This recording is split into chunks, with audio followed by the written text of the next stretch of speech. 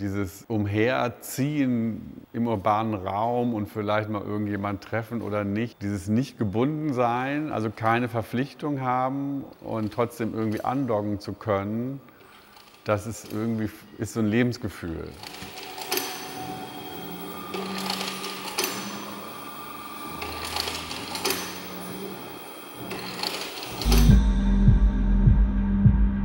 Diese Ausstellung führt die Arbeiten aus Ende der 90er bis heute zusammen. Es ist aber keine chronologische Ausstellung, die irgendwie Zeiten beschreibt oder Dekaden beschreibt, sondern es sind ja auch Themenräume, wo unterschiedliche Bilder aus unterschiedlichen Zeiten zusammenkommen. Und das war mir ja eigentlich das Wichtige. Vor allen Dingen ging es mir auch darum, die Themen, wenn man diese ganzen Anzugträger sieht, diese alten Krawattenbilder, das ist ja jetzt spannend, weil wir damit uns wieder auseinandersetzen, zumindest medial. Und das ja nicht unbedingt ein positiver Blick darauf ist.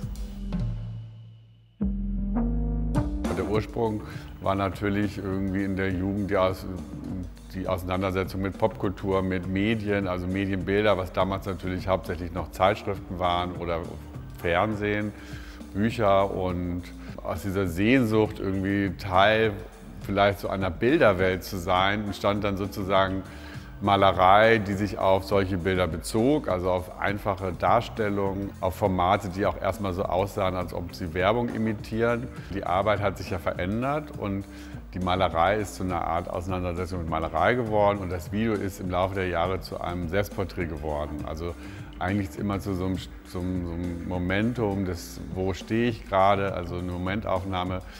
Was umgibt mich, wie geht es mir oder was beschäftigt mich, ohne dass es jetzt sozusagen aber total dokumentarisch oder total persönlich ist, sondern es geht natürlich trotzdem in eine Inszenierung, in ein Schauspiel. Dadurch, dass ich an Orte reise, suche ich mir auch praktisch eine Szenerie aus, die attraktiv ist, oder gehe in eine Gesellschaft wie die Jagd. Aber es zeigt natürlich immer so einen Moment in meinem Leben, also sozusagen des Künstlers. Ich sage auch immer ganz klar, die Videos zeigen den Künstler Erik Schmidt, das heißt, es ist nicht Erik Schmidt total, sondern es gibt immer noch auch eine Person dahinter. Aber trotzdem gibt es in der Arbeit natürlich die anderen, die Gesellschaft, in der ich ja auch aktiv bin oder die ich beobachte, und das sind immer wieder diese Porträts von Menschen auf der Straße. Also die gibt es eigentlich von Anfang an. Ja, es ist ja eine urbane Arbeit. Also jeder, der, glaube ich, in einer Großstadt wohnt, lebt da auch, weil er gerne andere Menschen beobachtet. Oder einfach rausgeht und in dieser Welt ist. Sonst würde man dort nicht leben. Ne?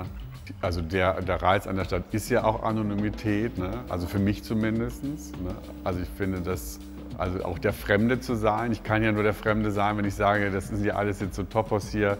Der Fremde, der Beobachter, der Flaneur, das sind alles Dinge, die sind nur möglich in der großen Stadt. Wenn ich irgendwie in einem Dorf leben würde, wäre ich auch kein Fremder mehr. Und es ist ja auch eine Art von, natürlich auch nicht eine Sucht, aber es ist ja auch eine Art von Energiefeld, in dem man sich die ganze Zeit bewegt.